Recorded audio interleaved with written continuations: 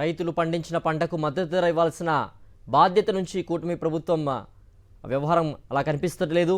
ఎక్కడైతే ధాన్యం కొనుగోలు చేయాల్సి ఉందో ఆ ధాన్యాన్ని కొనుగోలు చేయకుండా చేతులెత్తేసింది కూటమి సర్కార్. దీంతో వైఎస్ఆర్సీపీ పార్టీ ఈరోజు పోరుబాటుకు పిలుపునిచ్చింది. దీంతో పెద్ద ఎత్తున రాష్ట్ర వ్యాప్తంగా వైఎస్ఆర్సీపీ శ్రేణులు రైతులు కలెక్టరేట్లకు వెళ్లి కలెక్టర్కు వినతి పత్రాలు ఇచ్చేందుకు ఈరోజు కార్యక్రమాన్ని ఏర్పాటు చేశారు. పెద్ద ఎత్తున వైఎస్ఆర్సీపీ శ్రేణులు రాష్ట్ర వ్యాప్తంగా కలెక్టరేట్ వద్ద నిరసన కార్యక్రమాలు చేపడుతున్నారు. విజయవాడలో మరీ ముఖ్యంగా కూటమి నేతల యొక్క ప్రోద్బలంతో పోలీసులు ఎక్కడికెక్కడ హౌస్ అరెస్టులు చేస్తున్నారు, నాయకులు నిర్బంధిస్తున్నారు. సో దీంతో వీటన్నిటిని కూడా అధిగమిస్తూ వైఎస్ఆర్సీపీ శ్రేణులు కలెక్టరేట్ ఎదుట నిరసన కార్యక్రమాలు కంటిన్యూ చేస్తున్నారు. గుడివాడ అమర్నాథ్ ప్రస్తుతం కలెక్టరేట్ ఆఫీస్కు చేరుకుని వినతిపత్రం అందజేస్తున్నారు. అలా రాష్ట్ర వ్యాప్తంగా కలెక్టరేట్ ఆఫీసులకు వెళ్ళి వైఎస్ఆర్సీపీ నేతలు రైతులు ఈ యొక్క పంటను కొనుగోలు చేయవలసిందిగా కూడా ఒత్తిడి తీసుకువస్తున్నారు. అట్ ద సేమ్ టైం వాళ్ళకి బస్తాలు ఇవ్వాల్సిందిగా కూడా చెప్తూ వస్తున్నారు. రైతు భరోసా కేంద్రాల ద్వారా ఈ యొక్క ప్రొక్యూర్మెంట్ జరగాలి అంటూ కూడా వినతిపత్రాలు అందజేస్తున్నారు వైఎస్ఆర్సీపీ నాయకులు. రాష్ట్ర వ్యాప్తంగా అటు కుప్పం నుంచి ఇచ్చాపురం వరకు కూడా వైఎస్ఆర్సీపీ శ్రేణులు రైతులు కదం తొక్కుతూ ఉన్నారు. డిమాండ్ చేస్తూ ఒక విజ్ఞాపన పత్రాన్ని ఇవ్వాలని జగన్మోహన్ రెడ్డి గారు నిర్ణయించారు. దానిలో భాగంగానే మన గుంటూరు జిల్లాలోనే కాదు అన్ని జిల్లాల్లోనూ ఈ కార్యక్రమం జరుగుతూ ఉన్నది. కొన్ని చోట్ల ఏంటంటే మన నాయకుల్ని ముందుగానే అరెస్ట్ చేసి గృహ నిర్బంధం చేయాలనేటువంటి ఉద్దేశంతో విజయవాడ మరికొన్ని జిల్లాల్లో పోలీస్ యంత్రాంగాన్ని ఉపయోగించుకొని దీన్ని అణిచివేయాలని ప్రభుత్వం పనిచేస్తుంది. దాన్ని మీరందరూ మనమందరం కూడా ముక్త కంఠంతో ఖండించాలని ఈ సందర్భంగా నేను చెప్పదలుచుకున్నాను. ఇవాళ ప్రధానంగా ఈ మెమోరాండాన్ని ఇవ్వడానికి గల కారణం ఏమిటంటే ధాన్యం ఆంధ్రప్రదేశ్ అన్నపూర లాంటిది. వరి పండించేటటువంటి రైతాంగం రాష్ట్రంలో మెండుగా ఉన్నటువంటి రాష్ట్రం ఇది. అలాంటి రాష్ట్రంలో దిగుబడులు కూడా తగ్గాయి.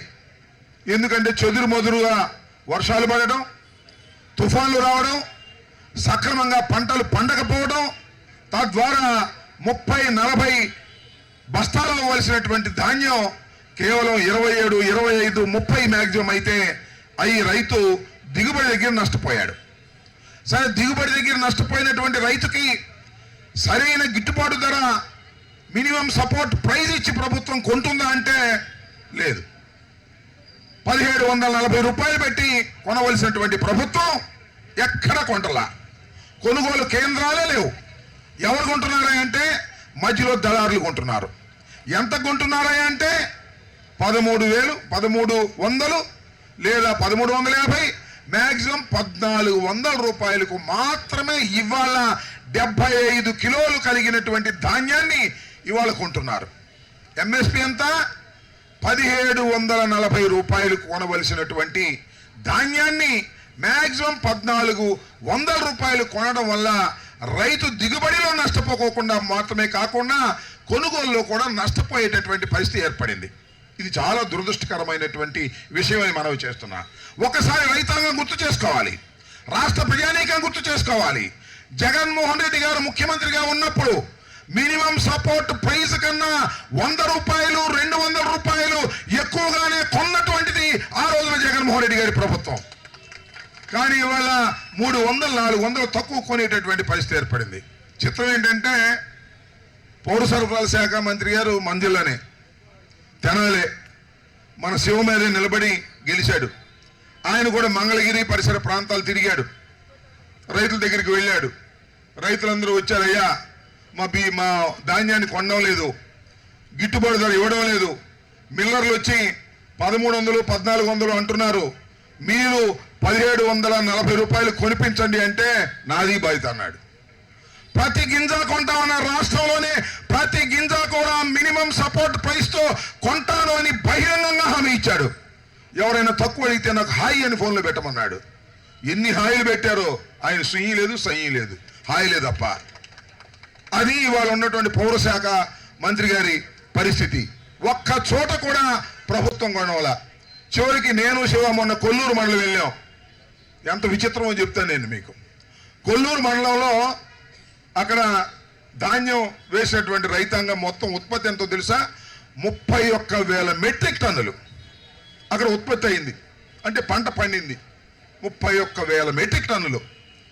ప్రభుత్వం ఎంత కొందో తెలుసా? 1,400 మెట్రిక్ టన్నులు కొంది. 31,000 మెట్రిక్ టన్నులు ఉత్పత్తి అయితే పంట వస్తే 1,400 మెట్రిక్ టన్నులు కొన్న కొల్లూరు ఉన్నారు.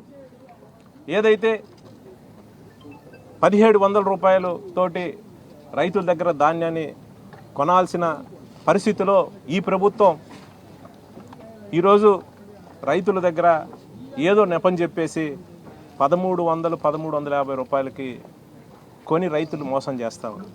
నేను అడుగుతా ఉన్నాను, ఈ కూటమి ప్రభుత్వంలో ఉండే చంద్రబాబు నాయుడు కానీ లోకేష్ గారిని కూడా అడుగుతా ఉన్నాను. రైతులు నోర్లు కొట్టి ఈరోజు కొంతమంది సిండికేట్గా తయారయ్యి రైతుల దగ్గర నుంచి కూడా ఆరుగాలాలు కష్టపడి పండించిన ధాన్యాన్ని దోచుకునే కార్యక్రమం చేస్తూ ఉన్నారు. దయచేసి దాని వైపు దృష్టి పెట్టాలని కూడా ఈ కూటమి ప్రభుత్వ నాయకుల్ని, మంత్రుల్ని డిమాండ్ చేస్తూ ఉన్నాను.